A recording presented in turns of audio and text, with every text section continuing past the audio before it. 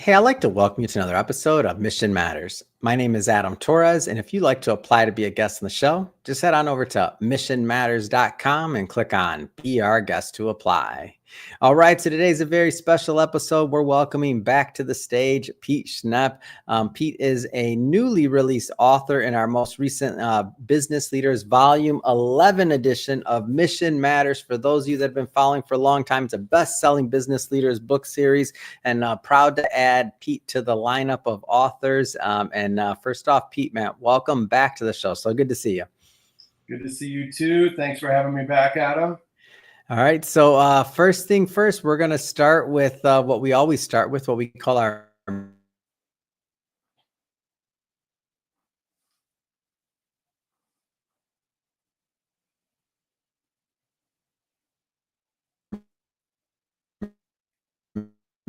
mission. You there? You froze for a sec. All right. Oh, did that cut off? It sure did, didn't it? Hold on. Well, we'll get that one edited. Don't worry. Let me ask the question again, just in case it didn't come through. So Pete, at Mission Matters, our aim and our goal is to amplify stories for entrepreneurs, executives, and experts. That's our mission. Pete, what mission matters to you? The mission that matters to me is chasing your dreams and creating a life of freedom and really pursuing a life that you want with intention.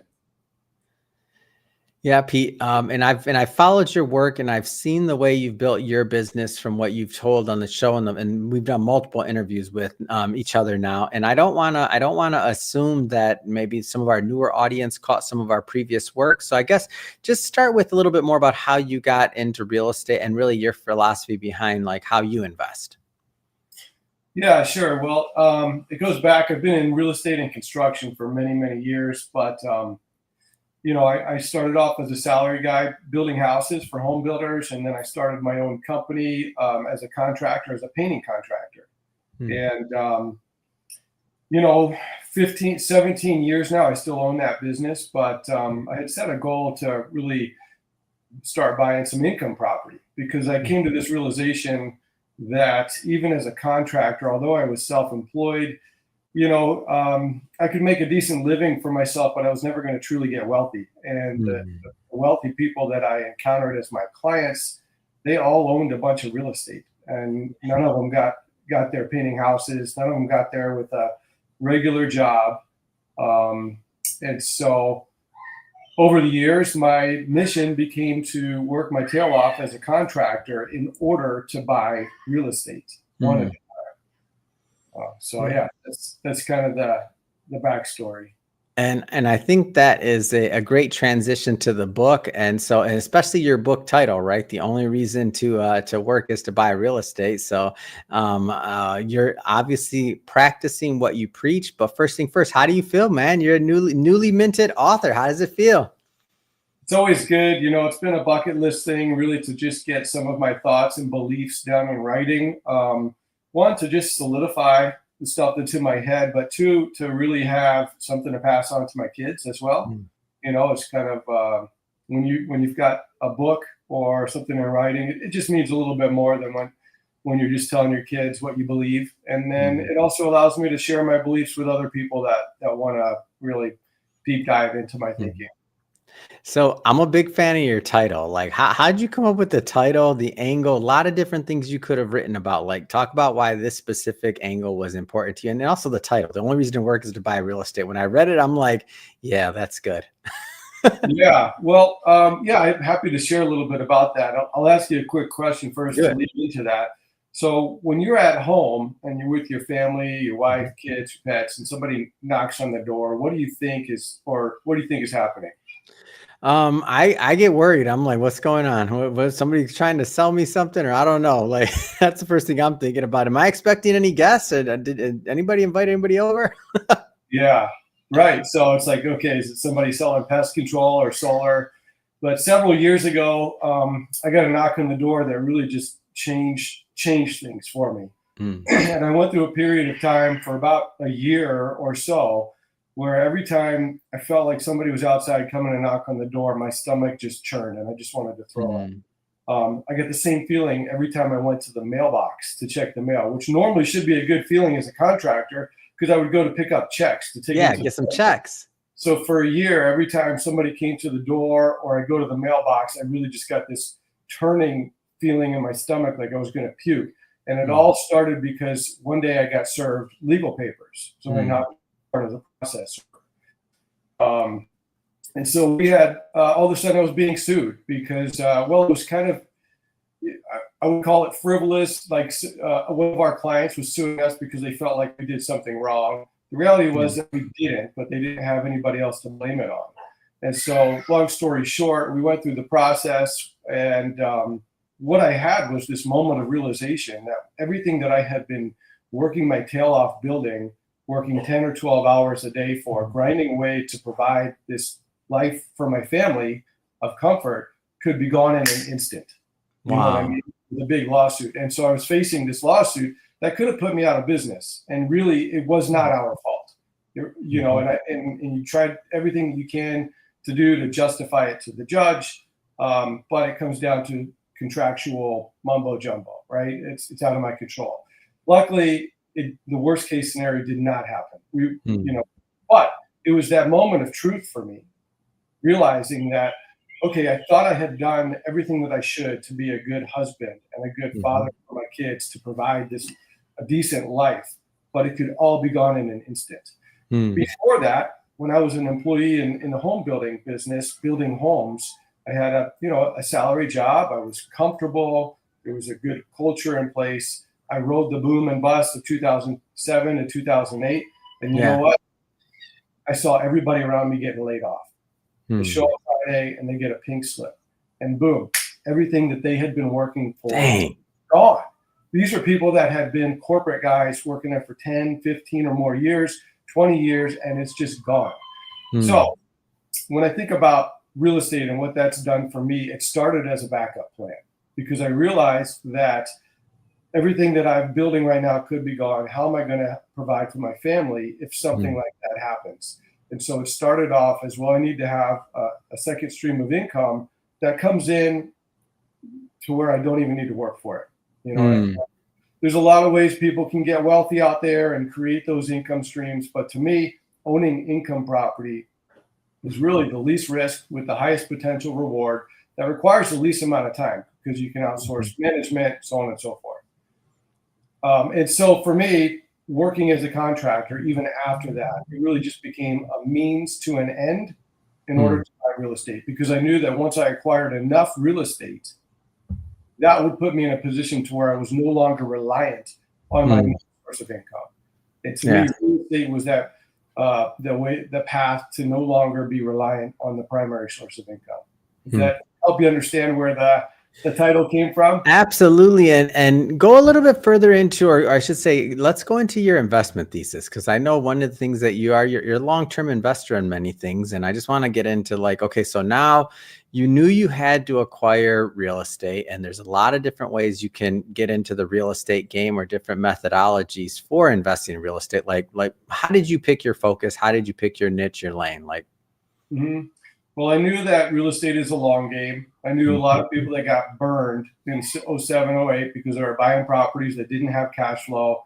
The mindset was, well, I'll lose a couple of $100 a month on this rental, but I'm going to make $100,000 in a year, you know? Yeah.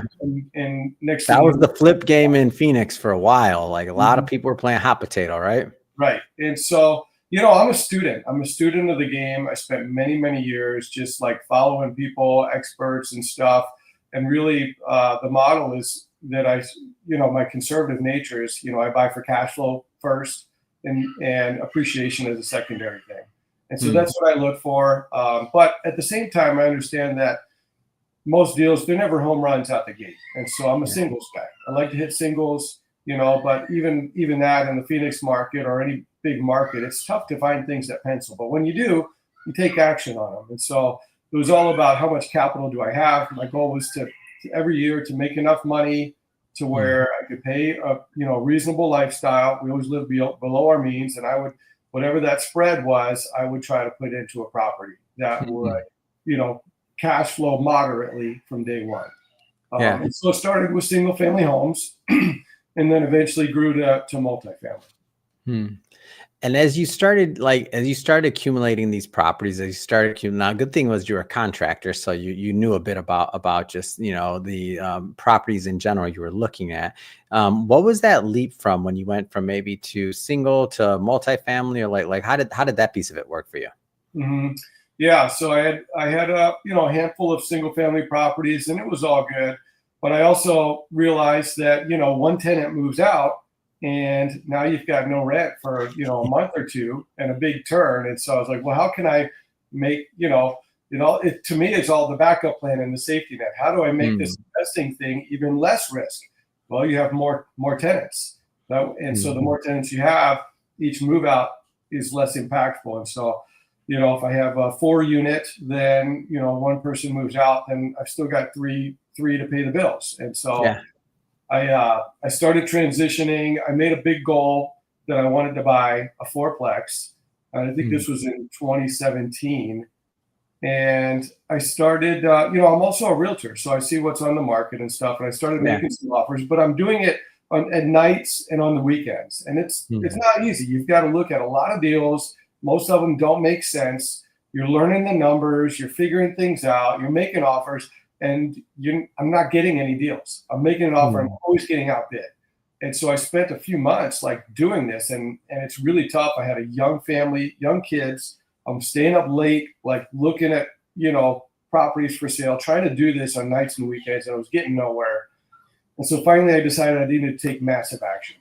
mm. So one weekend I went out, I looked at every single fourplex on the market in the area that I was looking at, and I literally wrote 10 offers on Wow. Saturday. And by the end of Sunday, going back and forth, I had 4 of them under contract. Whoa. I took 4 through due diligence. I got the inspections done and kept like kind of looking into them. And then afterwards, I decided to walk away from 2 of them, and I wound up buying 2 of them that were next Mm, to each other. mm. So that's how I got into multifamily, figuring it out and taking massive action. What kept you strong in that really pivotal time when you were like, okay, this is not working? Because I think you said you were doing it for like, was it 6 months or like an extended amount of time on nights and weekends, and nothing's Really made working? Like what kept you going, man? well, knowing the end, what kept me going was the end game, and Mm, it's knowing that I was creating, if I can make this jump, that I'm going to mhm, create more passive income, which that's a myth in itself. Is real estate really passive or not? That's a whole nother conversation, but yeah, it's a lot more passive than running a business, right? You don't need yeah, employees and this and that. So I knew that in order for me to start moving towards that life of freedom that I had envisioned, this had to get done. yeah. Makes And for sense. the and so now your next stage is, are you, and by the way, at this time, are you taking on investor capital, or is this all your own capital? Or like talk a little bit more about how the deals are actually getting done. Yeah. So the first 15 years or so, I bought everything with my own money. It's kind of why it was just slow and steady, Yeah. learning it all. I never even knew that you could partner with people or raise Mhm. capital. It was not even in my radar. But I mean, I guess in hindsight, it was good because I really learned how to perfect my craft and Mm, my little niche. And then let's see, 2 or 3 years ago, I started doing some joint ventures, bringing mhm, in friends and family, and we do some syndications. And so now just depends on the deal. Some of them I'll do JVs. I'll bring in a few people. Some of mhm, them I'll do a JV with just one investor. There's a couple of people that we just like I build portfolios with. They're the mm. capital partner, and I'm the boots on the ground. Um, and then occasionally I'll do a deal where I'll open it up to new people. Yeah. Talk about what markets you're looking in. Mostly I'm in Phoenix because this is really where I know best. All my Mhm. resources are here, and we just closed on a property actually. I thought so. I saw it in your newsletter. I'm on your newsletter. What was it? Tell me more about that deal. I remember it was on the top of, I forgot to bring that up. Yeah. It was in your Yeah, newsletter recently. so that's in Indiana. It's a 24 unit, Northwest Indiana. It's actually Chicago MSA, which Mm, is cool. And my partner actually, he's from this town, and he's moving back there, so he'll be the boots on the ground, which is the only reason I would buy a property out of That's what state. threw me off as I saw it. That's why when I was asking like the expansion or this, that, I'm like, wait a minute, Yeah. this isn't Pete's in Phoenix. Yeah, you've got to have trusted resources where you buy. That's for sure. Mm. And so Mike's a rock star, but we're co-managers on that. And also, I had been wanting to diversify as well because all of my assets are in Phoenix, and I Mm. love the Phoenix market. But I think at a certain point, just for my own peace of mind, like I'm always coming up with a plan B, just like I Yeah. did. Real estate was a plan B. So, I want to make sure that I diversify a little bit of my asset base outside just in case. Like, what if, all the what ifs? What if Phoenix just keeps getting too hot and people start moving out more than moving in? Or what if? Yeah. But the market that we're in right now in Indiana, it's really, really solid, more of a Mm. linear market, very low vacancy rates. It's an amazing property. So I Mm. was really happy with this one. That's awesome. So speaking of, I mean, you are my expert in the Phoenix market. Like, talk to me. What's going on in Phoenix? Well, I'm all in acquisition mode. I'm trying to scoop up as much as I can, honestly. Like anybody that's trying to sell right now, it's not a good time to sell. Mm. And so I would not recommend that. But if you're a buyer and you're not scared, and not sitting in the sidelines, I think this is, the second best time to buy real estate since 2009 and 2010. I mean, Mm. this is it. The market has corrected, and so I'm all in. I'm a student of the game. I'm a student of the wealthy, and the wealthy always say, what's the Warren Buffett quote? Adam, you probably know, like, be fearful when others are greedy, and Yeah. greedy when others are fearful. And so that's what I'm doing. I'm out there hunting. I'm making offers left and right. I'm making deals. I'm getting a lot of seller finance deals, and Mm. I'm scooping up some really, really nice properties because I'm not competing against anybody. It's Wow. really, really a beautiful thing. What kind of properties are you looking at? So you, what size? What, like, give us a little bit of that piece. So right now I have a 44 unit under contract in Central Phoenix. We've got a new development, a 30 unit, like tear down and redevelopment infill project that's coming online. I just put an offer on some land on Central right next to the light rail. I've got pretty good deal flow, so I'm always looking. I mean, I probably have at least a dozen deals that cross my desk a week. And so I'm always sifting through, and it's just a matter of which ones look enticing, who could my potential capital partners be, and how do we scoop it up, and where do I want to focus my time, really, because I've got just a lot of opportunity when you're in the game, when you are actively in the game like I am. There's so much opportunity. There really is, and it's just a matter of where is the best use of my time, which property, which project, and which partners, It's awesome.